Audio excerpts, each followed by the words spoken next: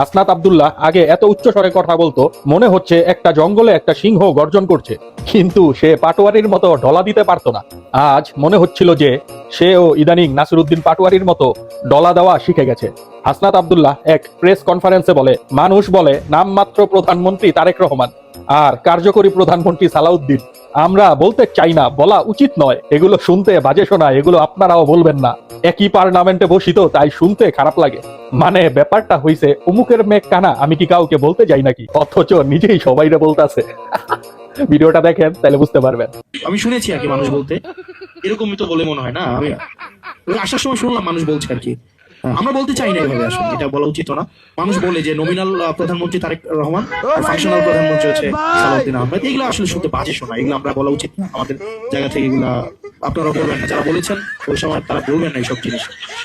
না, আসলে এগুলো তো বলা উচিত না। একটা নির্বাচিত প্রধানমন্ত্রী, ওনাকে বলছেন নমিনাল আর আরেকজনকে বলছেন ফাংশনাল।